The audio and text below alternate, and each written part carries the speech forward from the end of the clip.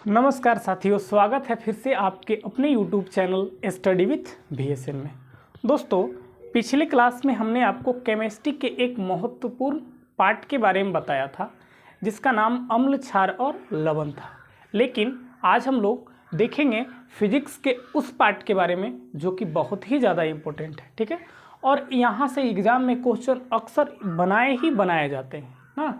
तो आज हम उस फिजिक्स के उस टॉपिक को लिए हैं जो कि एग्ज़ाम में बहुत ही ज़्यादा क्वेश्चन यहाँ से रिपीट किए जाते हैं, बनाए जाते हैं, ठीक है। और उस इम्पोर्टेंट पार्ट को देखेंगे ना, जो कि मतलब फिजिक्स के अंदर काफ़ी ज़्यादा पूछा जाता है, ठीक है। ये पार्ट का नाम है इलेक्ट्रिसिटी। इलेक्ट्रिसिटी फॉर बोले तो हिंदी में बात करें तो विद्युत ना। और विद्युत में जो टॉपिक से क्वेश्चन बनाए जाते हैं ना, उस टॉपिक को हम लोग बारी बारी से पार्ट बाई पार्ट कवर करने का प्रयास करेंगे, ठीक है। और इस बेस पे जो भी न्यूमेरिकल्स बनाए जाते हैं ना, उस न्यूमेरिकल्स को भी हम लोग पार्ट बाई कवर करेंगे, ठीक है। तो चलिए ये वीडियो को शुरू करते हैं। देखिए, फर्स्ट टॉपिक को हमने लिया है एकदम बेसिक से आप समझिएगा, एकदम बेसिक से समझिएगा। हमने एकदम बेसिक से आपको समझाने का प्रयास करेंगे। देखिए, फर्स्ट जो टॉपिक हम लिए हैं विद्युत धारा, ठीक है। क्या लिए हैं? विद्युत धारा। अब आपसे कोई अगर बोल दे कि विद्युत धारा क्या होता है, ठीक है, तो आप सिंपल उस चीज़ को समझिएगा, एकदम सिंपल, एकदम साधारण भाषाओं में जो कि हम लोग जानते हैं। देखिए, हमने लिखा क्या है वो चीज़ को देखिएगा थोड़ा सा। हमने लिखा है किसी चालक में प्रवाहित। अब चालक मतलब क्या? जिससे इलेक्ट्रिसिटी पास होता है। अब पास होता है मतलब मेटल से पास होता है, मतलब धातु से पास होता है ना। किसी चालक में आवेश, आवेश का मतलब चार्ज। अब चार्ज का मतलब यहाँ पे आगे हम आपको क्लियर करेंगे। देखिए, किसी चालक में आवेश के प्रवाह की दर को विद्युत धारा कहा जाता है, ओके। अब आगे इसे प्रायः I से प्रदर्शित किया जाता है। किससे दिखाया जाता है? डिनोट किया जाता है इसको I से दिखाया जाता है। तथा इसका SI मात्रक A मतलब याद रखिएगा एम्पियर। क्या याद रखिएगा? एम्पियर। जिसको क्या से दिखाया जाता है? तो कैपिटल लेटर A से, ठीक है।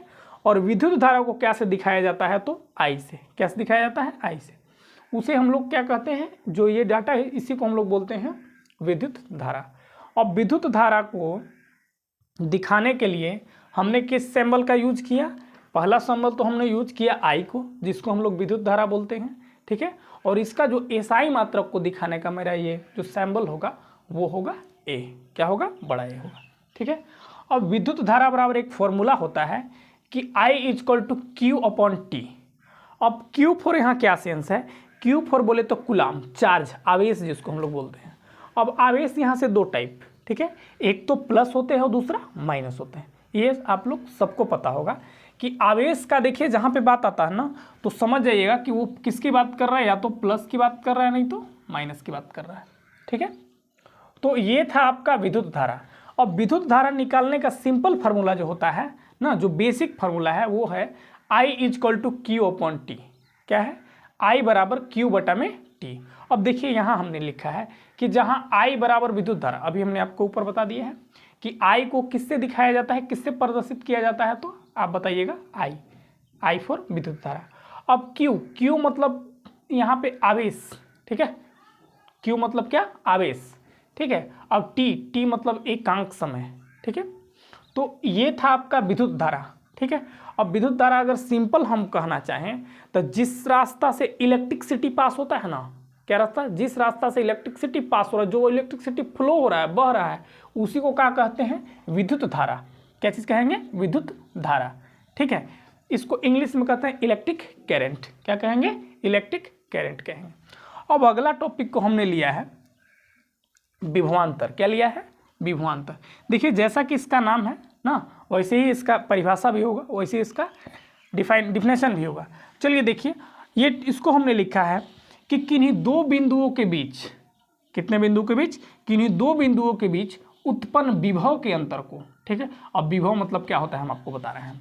उत्पन्न विभव के अंतर को, किसके? विभव के अंतर को। किसके अंतर को? विभव के अंतर को क्या कहा जाता है? विभवांतर कहा जाता है। अब विभव माने क्या होता है? विभव मतलब वोल्ट। क्या चीज? विभव मतलब वोल्ट, जिसको हमने किससे दिखाया? V से दिखाया। विभव बोले तो वोल्ट बोल रहे हैं ना। अब किसके अंतर को? वोल्ट के अंतर को। किसके अंतर को?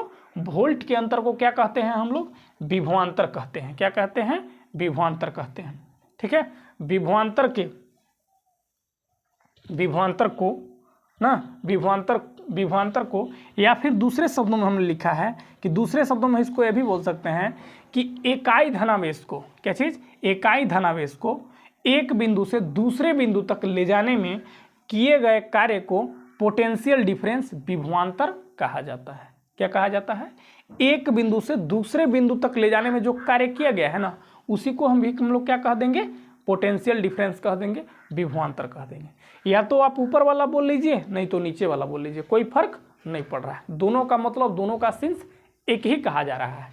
ठीक है, अब चलिए अगले लाइन में हमने लिया है कि इसका एसआई मात्रक क्या होता है, वोल्ट होता है। क्या होता है? वोल्ट ना, जिसको प्रायः किससे दिखाया जाता है, भी से। हमने आपको ऊपर बता दिया है, विभव बोले या फिर वोल्ट बोले तो उसका सैम्बल ही होता है भी। ठीक है, अब चलिए देखिए लिया है हमने कि V इजक्वल टू, क्या लिया है, V इजक्वल टू W/T। अब देखिए इसका ये कहाँ से आया समझिएगा ना, W को किससे दिखाया जाता है, कार्य को जो दिखाने का हम लोग का तरीका होता है वो होता है W। अब एकांक समय, अरे इसमें यहाँ से यहाँ जो गया होगा उसको जाने में समय तो लगा होगा ना, तो वही क्या है, वही एकांक समय है। मतलब W/T को क्या कहते हैं हम लोग, V बोलते हैं। V बोले तो विभवांतर वोल्ट बोलते हैं। ठीक है, आपका अगर कोई आपसे पूछ देगा कि बताइए कि V इजक्वल टू क्या होता है, तो आपका जवाब रहेगा W/T। क्या रहेगा, W/T। जहाँ W क्या है, जहाँ W जो है किया गया कार्य है, और V क्या है, तो V को हमने आपके बताया, ऊपर बताया कि V फॉर वोल्टेज। अब T फॉर क्या, एकांक समय।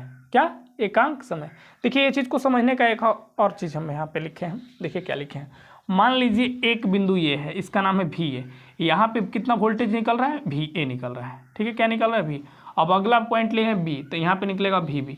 अब फाइनली जब हम वोल्टेज निकालेंगे ना, यहाँ पे कितने वोल्टेज, 2 वोल्टेज है, तो ये लोग के बीच का जो भी डिफरेंस होगा, जो भी गैप होगा ना, वही फाइनली वोल्टेज में रहेगा। ठीक है, अब देखिए फाइनली वोल्टेज को हमने कैसे निकाला है। फाइनली वोल्टेज को कभी भी आप निकालिएगा ना, तो बड़ा वोल्टेज में से छोटा वोल्टेज को घटा दीजिएगा, क्या जाएगा आपका, फाइनली वोल्टेज ना, जो लोग दोनों में अंतर होगा। तो देखिए अंतर हम लोग कभी भी निकालेंगे ऐसे ना, तो बड़े वाले में से किसको घटाएंगे, छोटे वाले को। तो बड़े वाला क्या, B में B है ना, तो B माइनस क्या, VB minus VA equal to finally V ना।